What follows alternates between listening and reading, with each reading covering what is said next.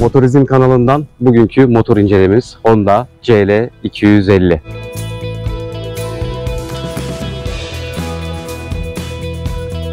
Sonra biraz tur attım. Böyle biraz bir baktık motorda neler var neler yok diye. Honda CL 250. Daha önce tasarımından başlayacağız. Şöyle bir motorun etrafında bir dolandım arkadaşlar, inceledim. Bu arada etrafta çok görmüştüm ama bu kadar yakından incelememiştim motoru. Şöyle baktığımda ufak bir ters bir şey var dedim motorda, dedim ne oluyor dedim. Direkt egzozu gördüm yukarıda. Ama sonra aklıma geldi scrambler. Yani scrambler ne demek arkadaşlar motorda? Şu demek. Yani arazi şartlarında yüksek egzoz, yüksek tork ve geniş lastik ebatı, yani arazi şartlarına uyum sağlasın diye üretilen bu motorlar. Zaten yani yaşı biraz daha ileride olanlar varsa bu Alain Delon, Chuck Norris'in filmlerinde görmüşlerdir zaten. Biraz onların motorlarını andırıyor. Neredeyse birebir. Koruma demirini görüyorsunuz. Bu üzerinde orijinal gelmeyen koruma demiri. Arkadaşım bunu motor aldıktan sonra kendisi sonradan yaptırdı arkadaşlar. Onun bilgisini de sizlere veririz. Ne kadara yaptırdı, ne kadara mal oldu. Onlardan size bahsederiz.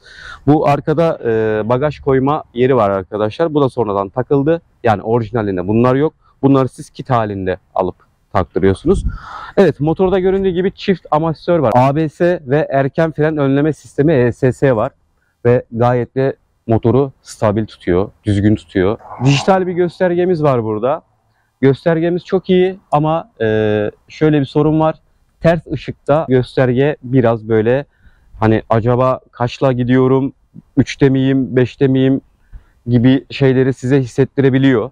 Yani keşke şuradan şöyle bir gölgelik camı yaptırmış olsalardı çok daha iyi olurdu. Gaz kolu hissiyatı çok iyi arkadaşlar. Çok yumuşak. Yani dokunduğunuz anda motor zaten torkundan dolayı ivmeleniyor. Şöyle biraz basalım.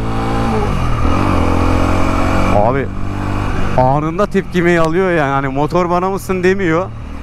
Anında güzel bir tepkime alıyor buradan. 1 ve 2. viteste zaten aralık çok dar.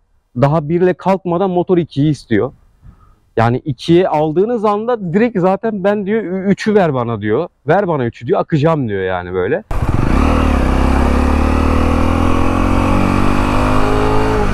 Aniden 3 istiyor ya. Anında 3 istiyor. Yani benim torkum var abi diyor. Atsana beni diyor. Yani o 1 ile 2'nin vites aralığı gerçekten çok dar. Şehir içinde 1 ile 2'de zaten gitmenizin çok da bir mümkünü yok gibi duruyor özellikle. Ama gelelim şu mevzuya. Hani yüksek tork dedik ya, işte bunu 3 ile 4. viteste kurtarıyor. Yani nasıl kurtarıyor? Yani 3. viteste neredeyse durma aşamasına geldiğinizde hiç 2'ye ya da 1'i almadan gazı verdiğiniz an motor zaten ben buradayım diyor, kalkıyor.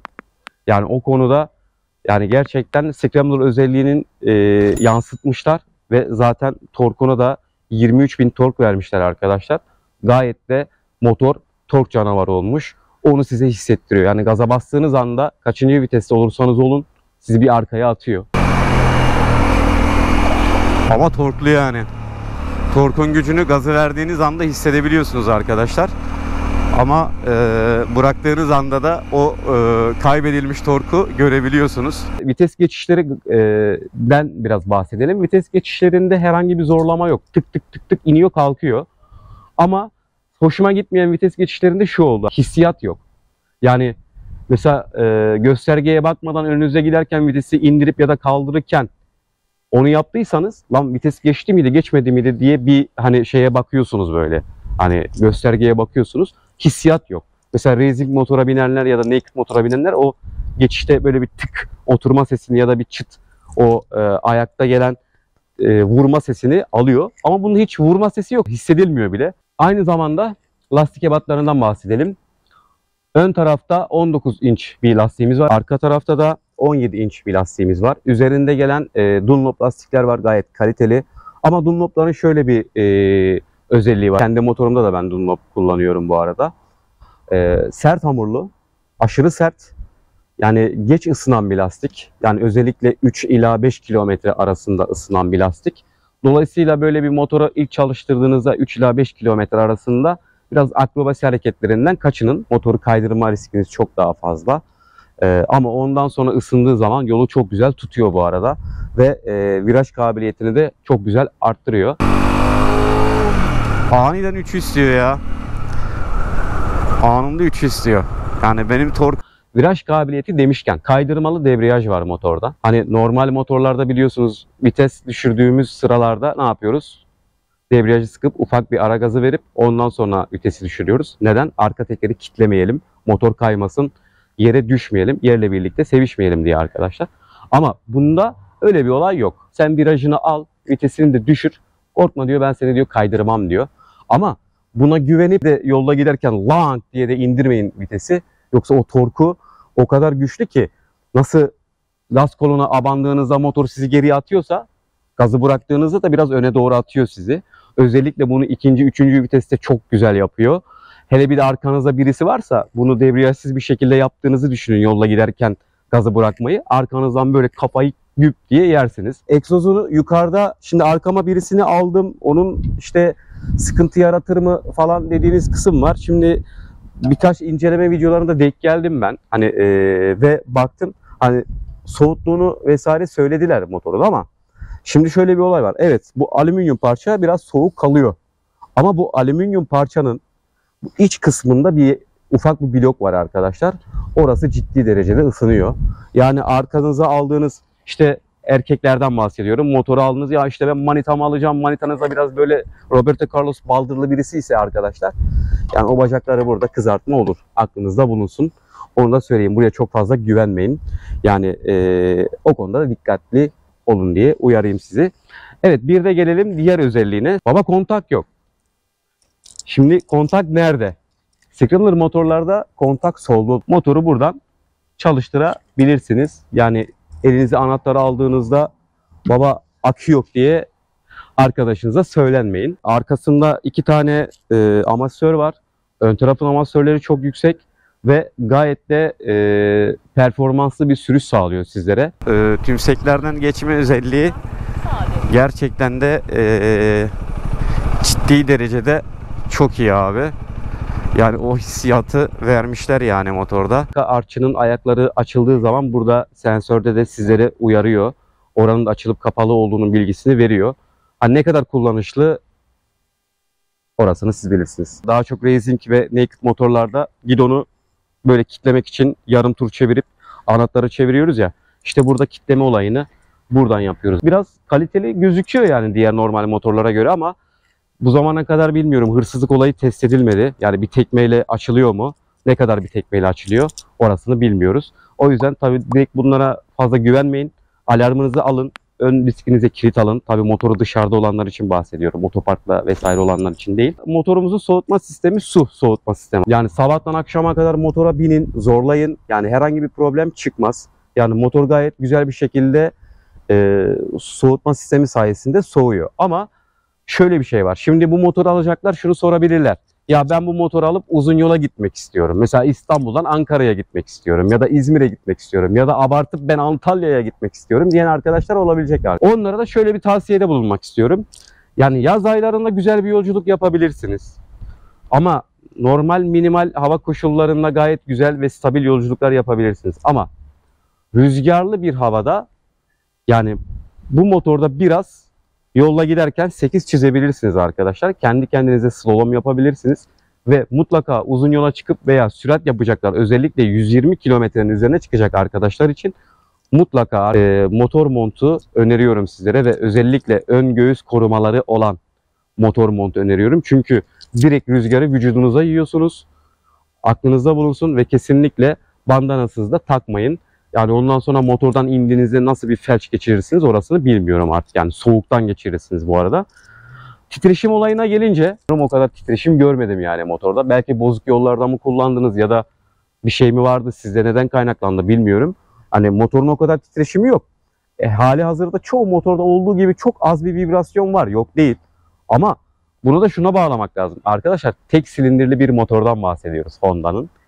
Ve yüksek torku olan tek silindirli bir motor ve neredeyse 24 beygir bir motordan bahsediyoruz. O kadar titreşim olsun. Yani o titreşimde bir şey yok. Yani abartılacak bir titreşim değil. Yani uzun yolculuklarınızda sizi o titreşim yormayacak bir titreşim. Yani hatta motordan anlamayanlar emin olun o titreşimin farkında bile olmayacaklar. Yani Honda bunu çok güzel yapmış. Bu arada arkadaşım bana bunu söylerken güldü. Muhtemelen kendisi çok anlamadı herhalde o titreşim olayından, var mı ya da yok mu. Gidon aralığı gayet geniş. Yani geniş bir şekilde gidon dönüyor. Normal naked motorlara göre geniş değil. Ama bazı görmüş olduğum scramble tarzındaki motorlara göre yani fena değil gidon aralığı. Hani normal tarzına göre gayet güzel. Yani geniş, kullanışlı. Hissiyatı da biraz daha böyle hafif yukarıdan tutuyorsun. Ben bir tık daha böyle direksiyonu daha yukarıda, gidonu daha yukarıda beklerdim açıkçası. Hani biraz böyle oluyorsun yani motorda. Yukarıda kolların bayağı bir kıvrılıyor. Uzun yolculuklarda belki dirseklerinizi ağrıtabilir. Honda'nın çoğu motorlarında yaptığı ve benim hiç sevmediğim bir özelliği vardı. Ama Honda son zamanlarda bunu yaptı. Gerçekten hoş oldu. Nasıl hoş oldu? Şöyle, deposunu açtığımızda bu şekilde açılıyor. Gayet güzel. Yani diğer motorlarda olduğu gibi bu parça elinize gelmiyor. Ondan sonra o parçayı alıp direkt benzin pompacıya verdiğiniz zaman adam şöyle bir bakıyor bu ne diye. Yani o özellik gayet bunu güzel yapmışlar. Kapatalım da benzinde uçmasın bu arada. Onun haricinde frenleme sisteminde ön ve arka frende yine hidrolik sistemi var. ABS ve erken önleme fren sistemi. Disklerin çapları şu an milimetrelerini bilmiyorum ama gayet geniş olduğu için de frenlemeyi gayet çok güzel etkiliyor. Yani motorun gidiyor ve duruyor. Depo 12 litre aşağı yukarı ve kendi üzerinde gösteren ve araştırdığım yerlere göre ortalama motorlu orta hızlarda kullandığınızda 3,5 ila 4 litre arasında yakıyor. Kullanıma bağlı bu arada. Hani yakıt destekleme sistemi enjeksiyon arkadaşlar. Motor enjeksiyonlu. Tek silindir bir abimiz. Burada normal motorun arkada tutma yeri yok. Yani bir tutamak demiri yapmamışlar ya da buraya herhangi bir arkada oluyor normalde motorlarda. Onları yapmamışlar. Onun yerine buraya böyle bir tane lastik koymuşlar arkadaşlar. Kemer koymuşlar daha doğrusu. Yani al bunu at gibi önündekini koş demişler. Ama siz buna çok fazla güvenmeyin. Yani sıcak havalarda vesairede atma yapabilir. Çünkü bunlar çok ben sağlıklı bulmuyorum. Ne yapıyoruz onun yerine? Önümüzdeki arkadaşa hayvan gibi yapışıyor muyuz? Hayır. Tabii ki de yapışmıyoruz. Onu da yapmayın. Ondan sonra arkadaşınızın sürüşünü etkilemeyin. Blok olarak motorun şasilerini güzel ayarlamışlar. Bana biraz KTM'nin motorlarını andırdı. Böyle demirlerin yuvarlak ve çapraz gelmesi. Bu KTM Duke yan tarafa koyacağım size. Onun demirlerini biraz andırmış. Bir motor incelememizin sonuna gelmeden önce. Hani demiştim ya koruma demirleri vesaire sonradan takıldı diye. Şimdi arkadaşım İlayda sizlere bu motoru aldığından beri neler yaşadı, nasıl bir hissiyat yaşadı, daha önce nasıl motorlar kullandı, bu motora alışma süreci nasıl oldu, hala da ben alışma sürecinde olduğunu düşünüyorum. Ki zaten motorun rodajı daha bitmemiş bu arada. Kendisinden biraz bir şeyler alacağız. Ben ona sorular soracağım. Kendisi de hem anlatacak hem cevaplayacak. Bir de kadın sürücü gözünden Honda CR250'yi görelim. Motorun sahibi İlayda Hanım'la karşınızdayız. Sağ olsun bu arada motorunu bize incelemesi için verdiği için ona da teşekkürlerimizi sunuyoruz. Evet, kendisine bir soralım. Öncelikle neler hissetti? Yani daha önce bir motor kullandığında, bu motoru aldığında neler hissetti? Ne kadara aldı? Fiyat olarak neydi? Demirlere ne kadar para taktırdı? Bu arada serviste ne kadar istediler? O motoru nerede taktırdı? Onlardan bahsedecek bize arkadaşlar. Evet, topu İlayda'ya atıyoruz. Benim ilk motorum. Ben motosiklet sürmeyi kursta öğrendim ve direkt bununla trafiğe çıktım. CB250'ler kullandım, MT7 kullandım ama Honda CL250'den şansım yaver gitti. Ben bunu 180.000 nakit olarak aldım. Taksitli fiyatı 242.000'di serviste. Demir parçaları, korumaları yoktu. Depo koruması yoktu. Bagaj demirleri yoktu. Bunların hepsini servisten önce bir fiyat aldım.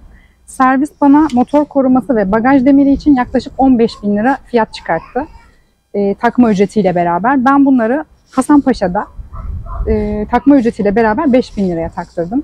GP Composite'in sitesinde de zaten fiyatları hemen hemen o şekilde. 5.000 liraya derken hem koruma demirini hem de çanta demiri. Hem çanta demiri hem depo koruması. Depo koruması. Tabii. Çanta da buna dahil mi? Yok, çantayı ben ayrıca internetten aldım. Shat diye bir markanın çantasını aldım. Memnunlardı. Yorumlara bakarak aldım ama henüz kullanmaya başlamadım. Trafikte memnunum. Benim boyum 1.63. Ayaklarım yere değiyor mu derseniz benim en büyük korkum oydu. Parmak uçlarım da değiyor ama beni zorlamıyor trafikte. Sadece yokuşlarda dönerken biraz zorlanıyorum. Bu arada İlayda'nın sözünü kesmeden önce arkadaşlar, 1.63 dedi ya, hani kısa boylu, benim bir tane videom vardı. Özellikle kadınlar çok takip etmişti o videoyu. Hani kısa boylu kadınların ve erkeklerin nasıl motor kullanacağından bahsetmiştim. Bu arada bu motorun selesi arkadaşlar 79 santim. Aklınızda bulunsun. Evet. Sele yüksekliği 79 santim. Yani İlayda 1.63 boyunda gayet rahat bir şekilde kullanıyor. Kullanıyorum, evet, bir sıkıntı yaşamadım henüz. Onun haricinde memnunum motorumdan. Peki nasıl bir, hiç diğer motorlara göre görmediğin tecrübeler, edinmediğin tecrübeler oldu mu? Yani bunun gidonu biraz yukarıda olduğu için beni trafikte yoruyor. Hı hı. Ben Beşiktaş'tan Ali Beyköy'e geliyorum her gün iş çıkışı veya buradan oraya gidiyorum. Bu şekilde tutma olayı biraz yoruyor beni. Onun haricinde bir sıkıntı yaşamıyorum. Memnunum yani. Hani bu kasislerden geçme olayından bahsetmiştin ya. Gerçekten mesela ben CB250R'da kasisten geçerken selenin üstünde zıpladığımı hissediyordum ama bunda o his yok. Yani kendisi yaylanıyor. O konuda güzel. Peki kadın sürücülere bu motoru tavsiye eder misin İlayda? Kesinlikle ben küçükle başlayayım demeyin. Onlar bence yalan şeyler. Bununla Evet, bu başlayın, arada bununla devam edin. Küçükle bak, İlayda çok güzel bir konuya değindi. Ben de sizlerle bu konu hakkında bir video çekeceğim arkadaşlar. Başlangıç için nasıl CC önerirsin diye soranlar var. Bu konuya değineceğim ben size açıklamalı bir şekilde. Hatta o gün belki yine yanımızda İlayda olur. İlayda ile birlikte. İlayda ile birlikte tekrar video istiyorsanız bu arada bol bol beğeni ve yorumlarda belirtin arkadaşlar. Bu arada İlayda'nın hani motora biraz başlama hevesi diyelim şöyle. O kadar motor tecrübesi olmamasına rağmen İlayda'nın kullandığı yeri göstereyim ben size arkadaşlar. Rampa aşağı, rampa yukarı ve evine gelirken öyle bir dik rampa var ki zaten ben motoru kullanırken gördünüz o rampaları. İşte İlayda bu rampalarda kullanıyor Evet. ve o Herkes kadar kullanıyorsa ben de kullanacağım diyerek başladım. aynen. Ve siz de şunu söyleyeceksiniz arkadaşlar. Şimdi İlayda diyor ya, herkes kullanıyorsa ben de kullanacağım. 1.63 boyunda bir kadın bu motoru bu şekilde kullanabiliyorsa ben de bu boylardaysam kullanabilirim. Evet İlayda. Teşekkür ediyorum. Biz teşekkür ederiz. Bugünlük de konumuzun sonuna geldik. Bir başka motor inceleme videosunda sizlerle birlikte olacağız. Takip etmeyi, like atmayı ve yorum atmayı unutmayın. Herkese bol sürüşler.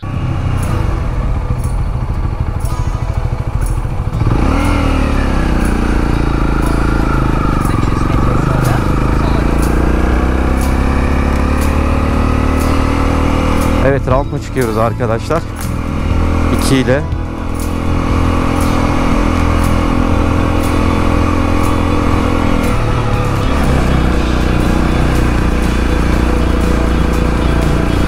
Bayağı bir dik rampayı 2 ile çıktık arkadaşlar. Hiç motor bana mısın demedi. Yani gerçekten de ben burada tok canavarıyım diyor.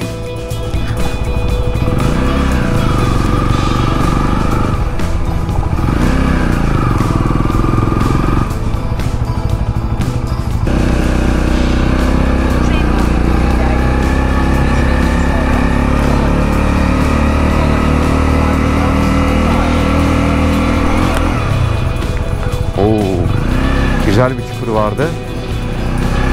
İyi bir çukur vardı arkadaşlar. Motor hemen ikinci vitesi istiyor bu arada. Şöyle bir kasisten geçelim bakalım. Yani hissiyat çok iyi. Hissiyat güzel. Şöyle bir kasis daha. Çok iyi abi. Scramble özelliğinin adını yansıtmış. Honda CL250.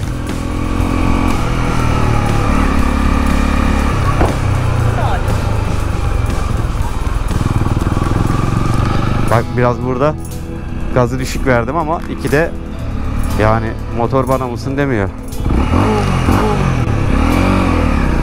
Şöyle bir ara gazı verelim. Çok güzel ses çıkartıyor bu arada.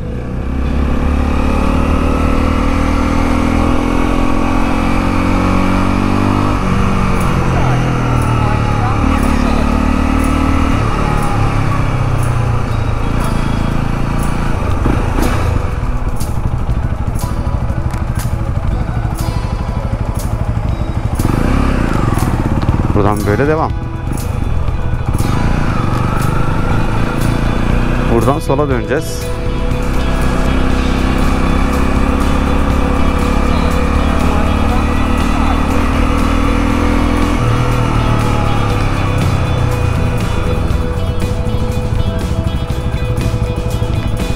Buradan sol.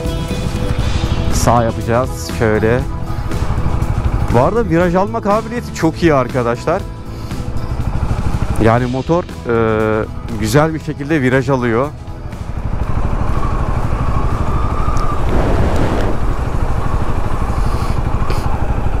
Baya bir güzel viraj alıyor bu arada.